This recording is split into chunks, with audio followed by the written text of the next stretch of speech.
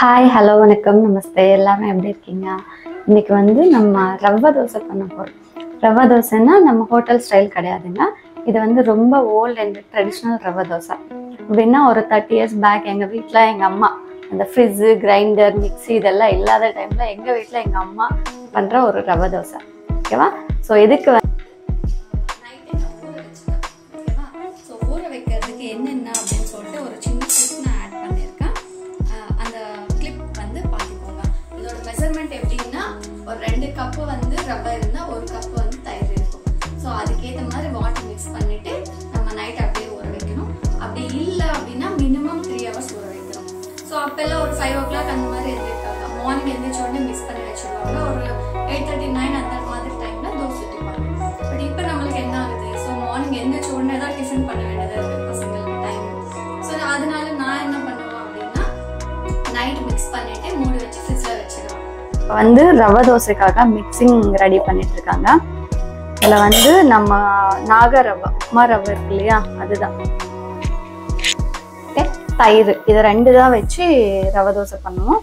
அதோட மெஷர்மெண்ட் வந்து எப்படின்னு சொல்லிட்டு நான் காமிக்கிறேன். ஓகே, ஒரு 2 1 2 3 ஸோ 4 கரண்டி வந்து உப்மா ரவை எடுத்திருக்கேன். ஓகே, இப்போ இதே கரண்டில் 2 கரண்டி நான் கேர்டு, நம்ம பேக்கெட் கேர்டு தான் எடுத்திருக்கேன். இன்னும் நான் தண்ணி எதுவுமே அதில் மிக்ஸ் பண்ணல. ஓகே, 2 கரண்டி. ஸோ இப்போ வந்து வாட்டர் போட்டு மிக்ஸ் பண்ணிக்கணும். நீட்டாக ஃபோர்க் இருக்கு இல்லையா, ஃபோர்க்கில் மிக்ஸ் பண்ணிக்கோங்க. ஸோ கொஞ்சம் தண்ணி கொஞ்சம் ஜாஸ்தியாகவே போட்டுக்கோங்க. ஏன்னா நல்லா ஊறினதுக்கப்புறம் எக்ஸ்ட்ரா தண்ணி எல்லாம் மேலே வந்துடும். ஓகே, ஸோ நான் கொஞ்சம் எக்ஸ்ட்ராவே போட்டுப்பேன். ஸோ இந்த மிக்சிங் வந்து ஒரு 3 hours ஆச்சு ஊறணும். 2 to 3 hours ஊறினா அந்த தோசை நல்லா டேஸ்டியாக இருக்கும். ஸோ எனக்கு மார்னிங் டைம் வந்து டைம் இருக்காது. ஸோ அதனால நான் என்ன பண்ணுவேன்னா நைட்டே மிக்ஸ் பண்ணி வச்சுட்டு ஃப்ரிட்ஜில் வச்சுடுவேன். காலையில் வந்து பிரேக்ஃபாஸ்ட் யூஸ் பண்ணிக்கிறதுக்கு. ஸோ இன்னும் கொஞ்சம் தண்ணி தேவைப்படும். இப்படியே விட்டோம்னா காலையில் வந்து கட்டியாக இருக்கும். அதனால கொஞ்சம் எக்ஸ்ட்ரா போட்டோம் அப்படின்னா அந்த ரவெல்லாம் வந்து வாட்டர் அப்சர்வ் பண்ணிடும். ஸோ இன்னும் கொஞ்சம் தண்ணி போட்டு மிக்ஸ் பண்ணிக்கலாம். ஓகேவா? ஸோ இந்த மாதிரி. ஸோ எந்த அளவுக்கு கன்சிஸ்டன்சி இருக்குன்னா இந்த அளவுக்கு. பட் நம்ம தோசை வந்து இவ்வளோ திக்காக இவ்வளோ தண்ணி ஆட்டமால தோசை விடக்கூடாது. இந்த மிக்சிங் வந்து காலையில் எப்படி இருக்குன்னு சொல்லிட்டு நான் காமிக்கிறேன் உங்களுக்கு. ஓகே, ஸோ இப்போ வந்து மிக்ஸ் பண்ணிட்டு வெறும் ஃப்ரிட்ஜில் தான் நான் வைக்க போகிறேன். உப்பு எதுவுமே நான் போடலாம். இப்போவே உப்பு போட்டோம் அப்படின்னா காலையிலுக்கு புளிச்சிடும். ஸோ இப்போ இதை மூடி வச்சுட்டு ஃப்ரிட்ஜில் வச்சுக்கோங்க. இல்லை உங்களுக்கு டைம் இருக்குது அப்படின்னா மிக்ஸ் பண்ணிவிட்டு ஒரு 2 to 3 hours கழிச்சுட்டு தோசை ஊற்றிக்கோங்க. மார்னிங்க்கு இந்த மாதிரி வந்துடும். நல்லா ஊறிட்டு அந்த எக்ஸ்ட்ரா தண்ணி எல்லாம் மேலே வந்துடும். ஸோ நான் என்ன பண்ணுவேன்னா இந்த எக்ஸ்ட்ரா தண்ணி எல்லாம் இப்படியே ட்ரைன் பண்ணிடுவேன். ஓகே, ட்ரைன் பண்ணிட்டு ஸோ இந்த மாவு கொஞ்சம் கட்டியாக இருக்கு இல்லையா, ஸோ அந்த ரவை வந்து நல்லா சாஃப்டாக ஊறி இருக்கும். ஸோ மினிமம் 3 hours நம்ம ஊற வச்சாவே போதும். ஸோ இப்போ கொஞ்சம் ஃப்ரெஷ் வாட்டர் அந்த ஃப்ரெஷ் வாட்டர் போட்டுட்டு நல்லா மிக்ஸ் பண்ணிக்கணும்.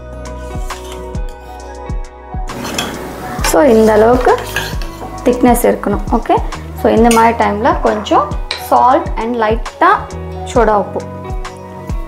சோடா உப்பு வந்து ரொம்ப கம்மியாகவே போட்டுக்கோங்க. சோடா உப்பு போடாமல் நம்ம பண்ண முடியுமா அப்படின்னா பண்ணிக்கலாம். கொஞ்சம் மைல்டு டிஃப்ரென்ஸ் தான் இருக்கும். அந்த சாஃப்ட்னஸ் இல்லைன்னா கிறிஸ்பினஸ் இவ்வளோ தான் நான் போடுறேன்.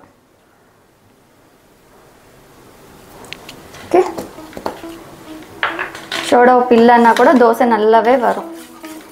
ஸோ ஆக்சுவலாக இது சொன்னோன்னா அந்த சுகர் பேஷண்ட்ஸுக்கு வந்து ஒரு ஹெல்த்தியான ஒரு ரெசிபின்னு சொல்லலாம். சுகர் பேஷண்ட்ஸ் எல்லாம் வந்து ரவை சாப்பிட்டா வந்து அந்த என்ன சொல்கிறது டைஜஸ்டிங் வந்து ஸ்லோவாக ஆகும் அப்படின்னு சொல்லிட்டு சொல்லுவாங்க. அண்ட் கர்ட் போட்டதுனால இன்னும் நல்லாவே டைஜஸ்ட் ஆகும்.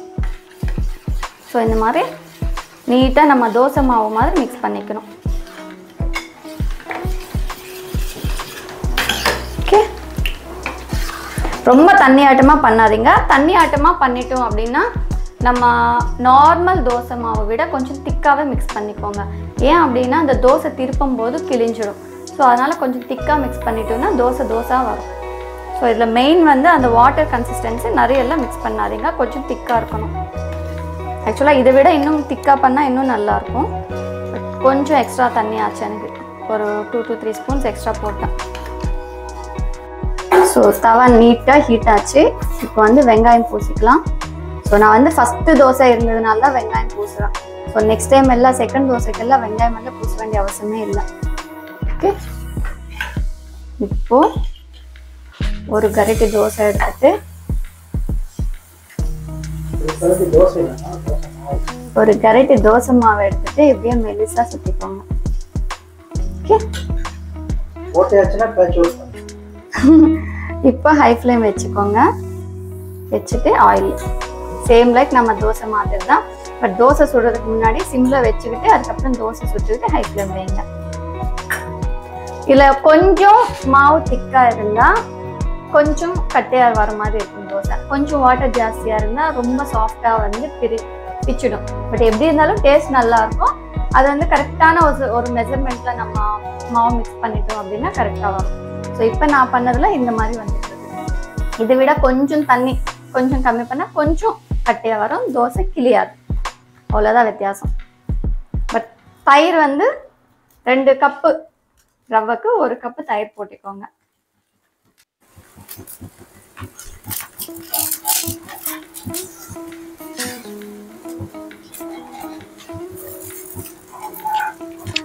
ஸோ இது வந்து ஒரு சைடு நல்லா ஃப்ளேம் வருது, ஒரு சைடு நல்லா ஃப்ளேம் வரல. ஓகே,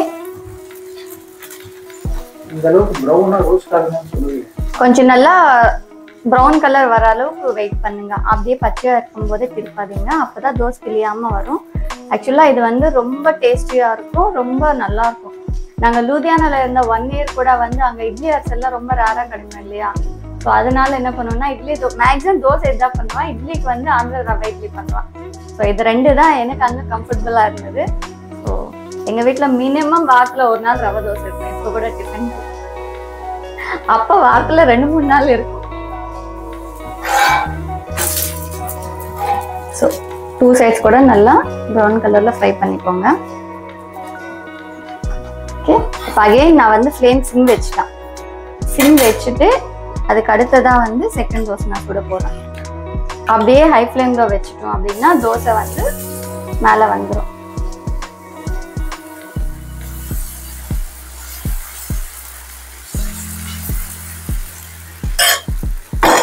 ரொம்ப பெருசா சுடாதீங்க, ஓரளவுக்கு மீடியம் தோசைவே சுத்திக்கோங்க. ரொம்ப பெருசா இருந்தாலும் வந்து நம்ம திருப்பும் போது தோசை வந்து கிழிஞ்சிடும்.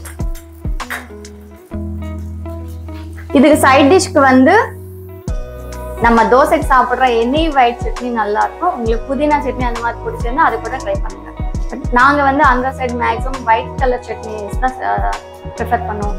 தேங்காய் சட்னி, வேர்க்கடல் சட்னி, பொட்டுக்கடல் சட்னி மிக்சிங்காக போட்டு பண்ணுறது. ஸோ இந்த மாதிரி ஒயிட் கலர் சட்னிஸ் தான் எங்களுக்கு பிடிக்கும். ஸோ இது காம்பினேஷனாக நான் இன்னைக்கு வந்து வேர்க்கடல் பொட்டுக்கடல் போட்டு ஒரு சட்னி பண்ணியிருக்கேன். ஸோ அது இன்னைக்கு நாங்கள் சாப்பிடுவோம்.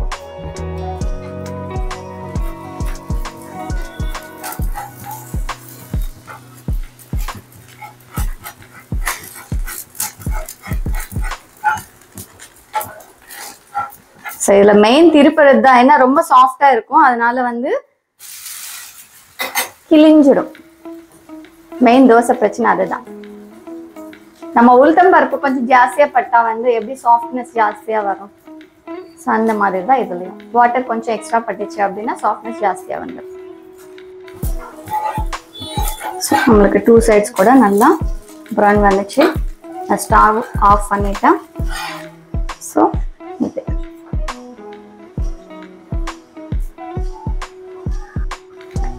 ஸோ இதுக்கு இன்னைக்கு நான் பண்ண சைட் டிஷ் வந்து வேர்க்கடல் பொட்டுக்கடலும் ப்ளஸ் காஞ்சி மிளகாய் போட்டு பண்ண சட்னி. ஸோ டேஸ்ட் பண்ணி பார்க்கலாமா? ஸோ நான் ரெகுலராக சாப்பிட்ற ஒரு பிரேக்ஃபாஸ்ட் தான், நல்லாயிருக்கும். பட் இருந்தாலும் வீடியோக்காக ஒரு சின்ன இது.